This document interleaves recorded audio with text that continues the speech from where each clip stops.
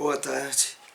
Vamos agora dar início ao estudo da série psicológica de Joana de Ângeles. Hoje estaremos tratando no capítulo 3, que se intitula Encontro e Autoencontro, o item Um País Longínquo. Apenas fazendo aqui uma breve alusão a esse tema, aliás, a esse subtema, no enfoque trazido a nós, no estudo da obra Em Busca da Vida, Em Busca da Verdade, Joana se refere aqui àquela passagem da parábola do filho pródigo, onde o filho mais jovem pede a sua herança antecipada e viaja para um país longínquo. Então aqui o título ele tem um enfoque todo simbólico, é o sentido figurado, esse país do lugar que projetamos fora de nós, aonde encontraríamos plenitude e felicidade. Então esse é a referência do país longínquo que nós estaremos nessa tarde fazendo algumas alusões e esclarecimentos. Mas como de hábito vamos para a nossa introdução com um breve comentário da mensagem do Espírito Emmanuel. Extraída do livro Cartas de Paulo, Evangelho comentado por Emmanuel, é a passagem a Romanos 6, 23. Renovemo-nos no dia de hoje, onde estivermos. Retiremo-nos das regiões escuras da morte, na prática do mal, para que nos tornemos dignos da vida eterna, que é dom gratuito de Deus. Então aqui Emmanuel, fazendo referência a essa passagem da Carta aos Romanos, onde Paulo nos diz que o dom gratuito de Deus é a vida eterna, que recebemos através de Jesus. E em cima dessa passagem, Emmanuel nos convida a essas reflexões. Primeiro, a necessidade da renovação, do aperfeiçoamento, do autoburilamento, todo dia. Onde estivermos. Essa frase, onde estivermos aqui, ela tem todo um sentido de renovemos agora e aqui. Não projetemos para o futuro ou para quando estivermos noutra situação, não é agora. E prosseguindo, Emmanuel nos diz, retiremo-nos das regiões escuras da morte, na prática do mal. Porque, de fato, todas as vezes que nós nos afastamos das leis divinas e através de escolhas, atitudes, comportamentos, vamos de encontro a essas leis, nós estabelecemos nessa atitude um estado de inconsciência espiritual, símbolo de regiões escuras da morte, na prática do mal, para que nos tornemos dignos da vida eterna, que é dom gratuito de Deus.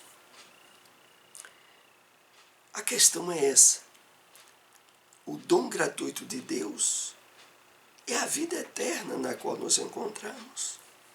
A questão toda é estarmos aptos a usufruir essa consciência de vida eterna, que só se dá através das nossas atitudes de renovação, agora em harmonia com as leis divinas. Ao procedermos assim, passamos conscientemente a usufruir da promessa explicitada pelo apóstolo Paulo. O dom gratuito de Deus, que é a vida eterna. Mas vamos para o nosso tema. Um país longínquo, mas bote longínquo nisso. É um país tão longe que na verdade não existe. É a projeção, é as fugas do nosso ego. Mas vamos analisar detidamente alguns parágrafos que separamos desse tema no livro Em Busca da Verdade. Esse país longínquo, olhado desde o mundo causal, pode ser a Terra, para onde vêm os espíritos com os bens herdados do Pai, a fim de desenvolver os mecanismos da evolução. A efetiva necessidade, quando o espírito reencarna, de interagir com o mundo material através dos sentidos físicos, vem justamente ter por consequência esse olhar que Joana começa aqui nos dizendo. No mundo físico, no mundo material, há uma projeção de expectativas, quer o espírito esteja encarnado ou desencarnado. E através das experiências de ordem elevada, pelo trabalho do autoencontro, do despertar do si, ele sai dessa ilusão projetiva na qual toda a humanidade está inserida. Analisando-se o núcleo arquétipo do ego, observa-se que ele não se modifica de um para outro instante. Desde o momento em que ocorre a viagem do país longínquo, predominando as tendências ancestrais, que o direciona para os interesses imediatistas. Poderíamos também lembrar aqui, nessa expressão do país longínquo, a busca da terra da promissão do povo judeu. A terra onde iria minar leite e mel, aonde eles poderiam viver de forma livre e plena. Há todo um sentido figurado nessa expressão. Na verdade, nós temos que encontrar dentro de nós o espaço e o local adequado para a planificação do nosso ser. Mas voltando aqui ao texto, analisando-se o núcleo arquétipo do ego, os padrões, os modelos que vêm através dos processos reencarnatórios, observa-se que não há uma modificação de um instante para outro. Desde o momento em que ocorre a viagem do país longínquo, predominando as tendências ancestrais que o direciona para os interesses imediatistas. É o que normalmente acontece no processo reencarnatório da maioria da criatura humana. É o resultado daquilo que Emmanuel coloca para nós no livro Vozes do Grande Além. Milhares de espíritos encarnam e desencarnam sem a menor noção de espiritualidade. Ou seja, reencarnações onde há uma repetição. Outras vezes, a criação de desequilíbrios novos, vícios novos. Mas o patamar ascendente, aonde o nosso espírito começa a superar essas tendências ancestrais, é o alvo do nosso estudo que nós estamos tratando aqui hoje. Prossigamos.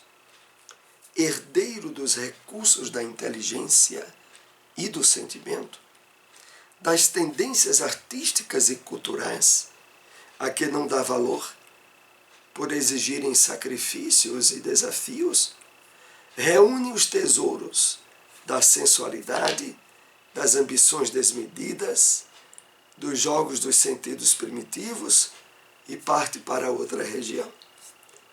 É o símbolo daquilo que aconteceu com o filho mais jovem, aonde ele, na busca fantasiosa de encontrar realizações no dispêndio de bens materiais de um suposto mundo de fantasias, ele entregava-se às ambições, à sensualidade e aos jogos dos sentidos, para mais tarde voltar completamente frustrado à casa do Pai.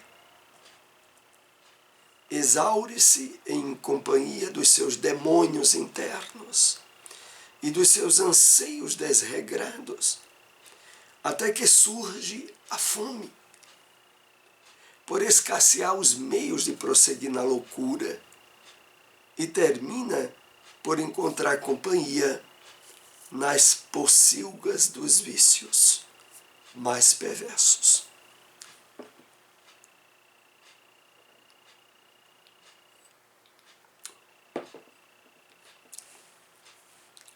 Muito sutil e inteligente o jogo de expressões que Joana aqui coloca para a nossa reflexão.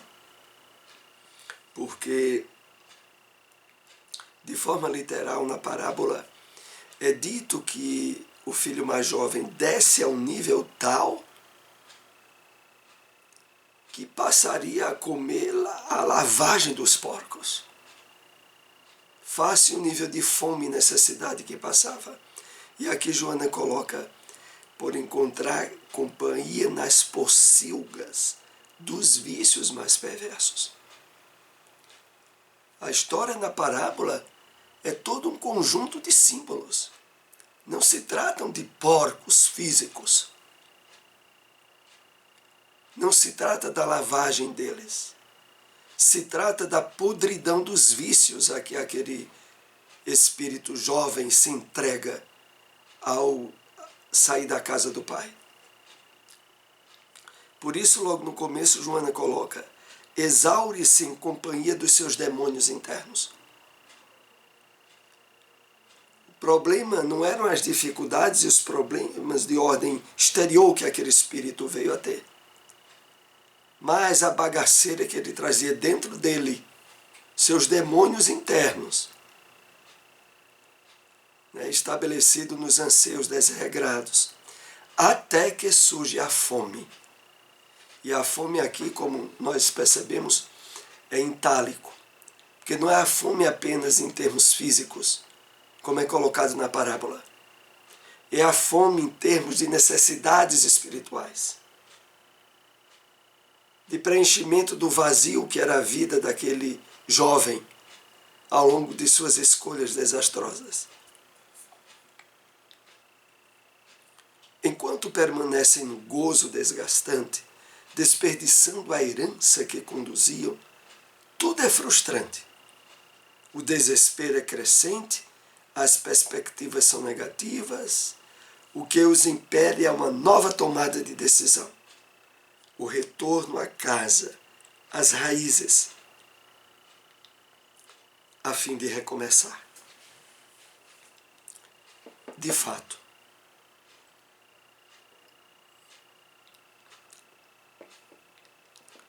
ao nos afastarmos das leis divinas, em busca das satisfações egoístas, instintivas e perversas do ego, nós entramos em choque direto com as leis divinas, que mais cedo ou mais tarde irão nos colocar em situações frustrantes, desesperadoras e cheias de perspectivas negativas. E tudo isso pode e deve ser visto não como castigo das leis divinas, como um mecanismo protetivo das leis para acordar espiritualmente o espírito, para que ele receba uma chacoalhada e desperte na busca de novos valores, que no caso se dá através do retorno à casa do Pai, às raízes, a fim de recomeçar. A existência corporal é sempre um mecanismo de distrações da consciência profunda do si mesmo, que, embora superficial, exerce uma predominância na escolha dos comportamentos humanos. Então é isso que nós precisamos estar sempre atentos. Estarmos inseridos no campo de vibrações lentas e pesadas, que é aquela que o nosso espírito tem de exercer através do seu corpo físico. Há um campo imenso nessa atividade do espírito para as distrações, os jogos da satisfação dos sentidos físicos e, consequentemente, a abdicação da consciência de si mesmo, que, embora superficial, exerce uma predominância na escolha dos comportamentos humanos. Então é aí onde está a raiz dos maiores problemas para o nosso autoencontro, para o despertar do si. A maior dificuldade se dá pela impregnação vibratória densa do corpo material, que não poucas vezes estabelece sintonias com o nosso psiquismo no que ele tem de material, de sombras, de inconsciente, estabelecendo, não poucas vezes, o despertar de vícios, de desequilíbrios e de atenção desviada dos reais objetivos da nossa encarnação. A sombra daquele que ficou, que é o filho mais velho, aturde-o, torna-o irascível e mecanismo de preservação da própria sobrevivência que situa nas posses que o Pai lhe legou, desde antes da morte, permanecendo, porém, morto psicologicamente para muitos valores.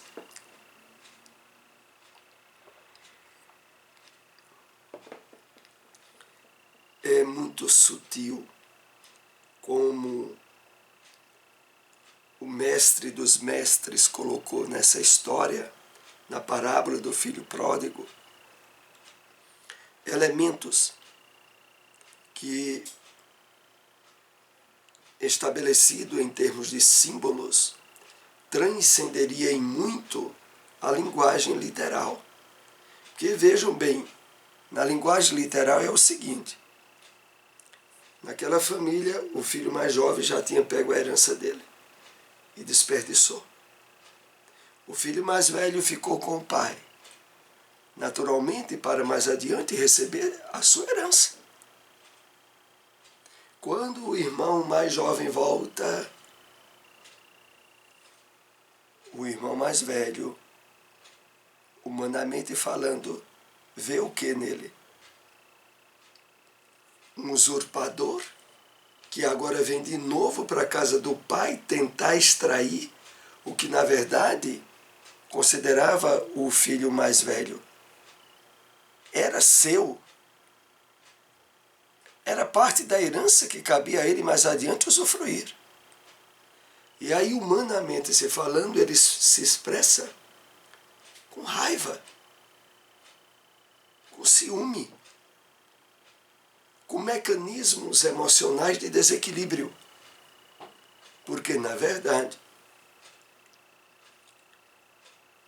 a verdadeira herança que aqui Joana sutilmente vai trabalhando conosco é a herança dos valores morais, a conquista das virtudes. Mas, longe disso ser o que se passava na cabeça do filho mais velho. Ele se deixa tomar pela ira, pela revolta, e com isso mostra que também estava morto psicologicamente. Não estivera só morto o seu irmão mais jovem, porque ele ficara com o pai não por amor, não por sentimentos elevados, mas por apropriação indébita dos bens que, na verdade, a princípio pertencia ao seu pai. Por trás dessa parábola, que é rica de enfoques psicológicos e espirituais, nós temos vários elementos de reflexão. Por exemplo, de uma forma mais ampla para nós, somos herdeiros de Deus, do Pai Celestial. Mas a nossa herança verdadeira, ela não está projetada na transitoriedade das coisas físicas, fugídias, que por condição natural passam de mão para mão. Nós somos herdeiro de Deus pelas possibilidades excelsa de virtudes que trazemos intrínseca no nosso psiquismo. As virtudes poderosas do amor, do perdão, da misericórdia. Esses os principais e os reais tesouros que o Pai nos concede e que nos acompanha depois do retorno à vida espiritual. Mas voltemos aqui à história. Então, o filho mais velho, ele também estava morto, incrustado de emoções pesadas, doentias, sinônimas de morte. Naquele momento, quando o irmão volta, a sua morte não lhe permite a lucidez para compreender que também ele tem estado em um país longínquo, onde reside a indiferença, a ambição, a cupidez e o egoísmo. Então o problema não está em sair da casa do pai em busca de um país longínquo, mas também em ficar na casa do pai, mas vivendo como se estivesse no país longínquo também, que é o que aconteceu com o filho mais velho. Um errou de forma desastrosa na busca das satisfações ilusórias dos prazeres físicos e instintivos. O outro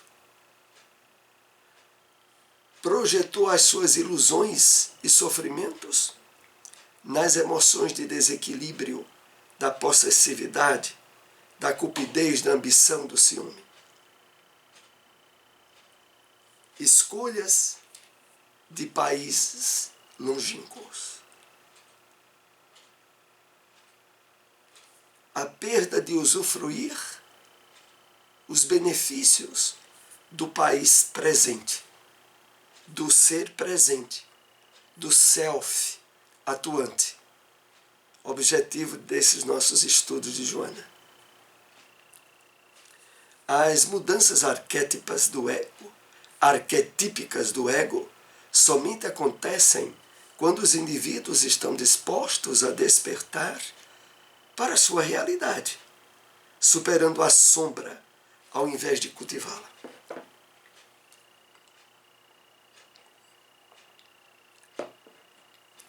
Enquanto não houver essa disposição, nós estaremos encarnando e desencarnando, evoluindo a passo de tartaruga, mas preso ao visgo das vibrações pesadas e materiais,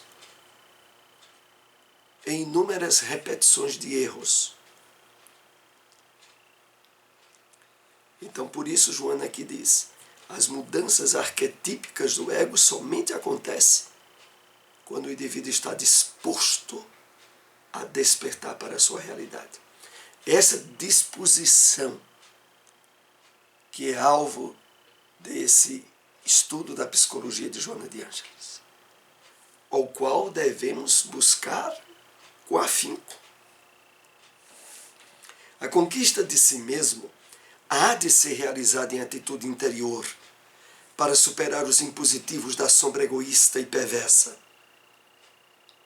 que seduz e ilude, dando imagens equivocadas da realidade e negando a possibilidade de libertação. Então, essa é a grande meta para nós, a conquista de si mesmo. E que se dá através de uma atitude interior de superar os impositivos da sombra, do inconsciente desastroso, egoísta e perverso, que seduz e ilude, dando imagens equivocadas da realidade. Essas imagens equivocadas da realidade, elas estão inseridas nos conceitos de morte, de felicidade pelo gozo de vícios, pela satisfação dos instintos como sendo o objetivo maior da vida. É nisso que se dá essas imagens equivocadas da realidade, trabalhadas no nosso mundo de sombras, sob a direção do nosso ego. A psicoterapia em geral, e a espírita em particular, em libertando o indivíduo das amarras do erro e dos enganos, estimula-o à autossuperação das deficiências, graças ao empenho da vontade direcionada para fins nobilitantes. Então é isso que aqui vai sendo trabalhado conosco. A conscientização da necessidade de libertarmos-nos das amarras do erro e dos enganos. É preciso que, em termos de reflexão, de meditação, nós cheguemos a conclusões como: basta, já cansei, já é o bastante de experiências encarnatórias, sempre em busca de uma felicidade, de uma satisfação instintiva, que mais cedo ou mais tarde me causa frustração e que termina invariavelmente ao retorno ao plano espiritual, numa consciência de morte, envolvida de sombras. Até quando isso vai continuar? É a reflexão que esses textos de Joana vai nos levando, para que a gente perceba que já é chegado o momento de desejarmos e direcionar nossas energias para a autossuperação, assumindo a direção da vontade, da intenção do nosso espírito, através de uma renovada postura mental e vivencial do que nós aprendemos no Evangelho do Cristo. É para isso que esses estudos nos dirigem. Estamos assim chegando aos momentos finais desse nosso estudo. Agradecemos àqueles que nos acompanharam. Se possível, compartilhem essas informações. Até o próximo estudo.